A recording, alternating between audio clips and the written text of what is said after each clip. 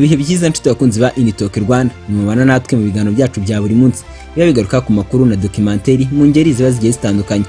Mu karere ka Nyamasheke mu ntara y'Iburengerazuba, umugabo afunzwe akurikiranyweho gukubita gitifu amushinja kumwimisha imfashanyo yabibasiwe n'amapfa.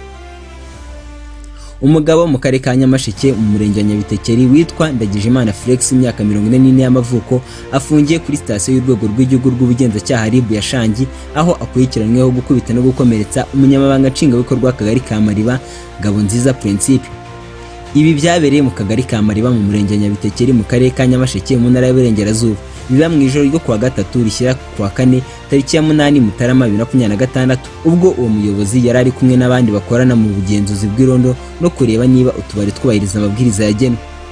Ndagijimana yakubise gitifu Ngabonziza Principe amushinja kumukura ku rutonde rw'abarimo guhabwa imfashanyo y'ibigori bihabwa abibasiwe n'amapfa. Ni imfashanyo yatanzwe nyuma y'uko izuba ribaye ryinshi muri uwo murenge, imyaka ikuma ndetse niyere, none abaturage babiganjemo abahinzi bakaba bashonje. Gitifu Ngabonziza Principe avuga ko yakubiswe ari kumwe n'abagize nyobozi y'imidugudu n'inkeragutabara zikora muri ako kagari bafatanya kugenzura imikorere y'irondo n'iy'utubari, bahura na Ndagijimana Felix yasinze avuye mu kabari. Gitifu Ngabonziza Principe akaba yaraganiriye n'itangazamakuru, yaragize ati yatubajije abo turi bo turamwibwira, tumubwira ko turi abayobozi turi kugenzura imikorere y'irondo n'utubari. Yahise avuga ngo ese nimwe mwanyweye ku rutonde rw'abahawe ibigori? Naramusubiza aransunika, mubajije icyo ansunikira ahita nkubita ikofi umunwa wo hejuru arawukomeretsa, nangira kuvirana amaraso menshi. Gitifu akomeza avuga ko uwo mugabo amaze kumukubita akabona arimo avirana amaraso, yahise yiruka, abo bari kumwe bamwirukaho baramufata. Akomeza agira ati yahise yiruka, abo turi kumwe bamwirukaho baramufata, ashyikirizwa sitasiyo ya RIB ya Shangi. Njya ku kigo nderabuzima cya Mukoma kwivuza, bambwira ko ngomba no kujya ku bitaro bya Shenge ngo barebe nimba nta kindi kibazo naba nagize, ndetse njya no gutanga ikirego kuri RIB kugira ngo uwo muturage akurikiranwe ku bw'urwo rugomo. Ngabonziza avuga ko atamukuye ku rutonde rw'abahawe iyo mfashanyo y'ibigori, ahubwo ko yarukuweho n'abaturage bagenzi be kuko ngo yishoboye kandi imfashanyo ikaba yarahabwaga abatishoboye, bityo ko yamuhohoteye. Imwe mu baturage batuye mu kagari ka Mariba we avuga ko guhohotera abayobozi bitari bisanzwe muri ako gace, ariko ngo uwo mugabo we asanzwe ari mu babita ibihazi bisinda bigateza urugomo muri ako gace. Uyu muturage akaba yagize ati asanzwe ari ikihazi kimara gusinda kigateza umutekano muke mu baturage, kugena naho gusagarira ubuyobozi buri mu kazi kabwo turumva yarengereye agakabya. Akwiye kubihanirwa ku buryo bituma n'abandi batekereza guhohotera ubuyobozi cyangwa izindi nzego ziri mu kazi kazo babicikaho.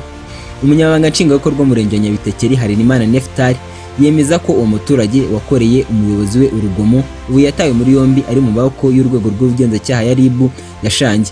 Umunyamabanga nshingwabikorwa w'umurenge wa Nyabitekeri Harinimana Neftali akaba yagize ati twamushyikirije sitasiyo ya RIB ya Shangi kugira ngo akurikiranwe, mu gihe wakomeretse yagiye kwa muganga, anasabwa gutanga ikirego kuri RIB. Gitifu yahohotewe ari mu kazi ke ko kugenzura imikorere y'irondo n'iy'utubari mu masaha y'ijoro.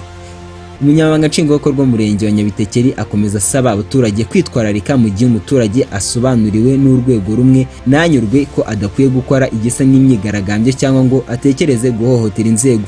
Yongeye ko ahubwo umuturage akwiye kugana urwego rwisumbuye rukamukemurira ikibazo aho gushaka guhohotera inzego ziri mu kazi kazo. Iki cyaha uyu muturage yakoze witwa Felix ni icyaha cyo gukubita no gukomeretsa ku bushake, kiza ku mwanya wa kabiri mu byaha bikorwa mu Rwanda nk'uko byagaragajwe na raporo y'urwego rw'ubucamanza yo mu mwaka wa 2024-2025. Iki cyaha giteganywa n'itegeko riteganya ibyaha n'ibihano muri rusange, aho riteganya ko umuntu ubishaka ukomeretsa undi akamukubita cyangwa akamusagarira ku buryo bwa kibobo bubabaje abakoze icyaha. Umuntu wakoze iki cyaha akabihamya n'urukiko ahanishwa igifungo kitari munsi y'amezi 6 ariko kitarenze umwaka, n'ihazabu itari munsi y'amafaranga 100,000 y'u Rwanda ariko atarenze 200,000. Nibyo wakoze kubana natwe muri kino kiganiro. Reka mubwire ngo niba ari ubwa mbere ugeze kuri Initalk Rwanda ugakunda ibyo dukora, wakora subscribe ubundi ukajya natwe mu biganiro n'amakuru tubakorera umunsi ku munsi.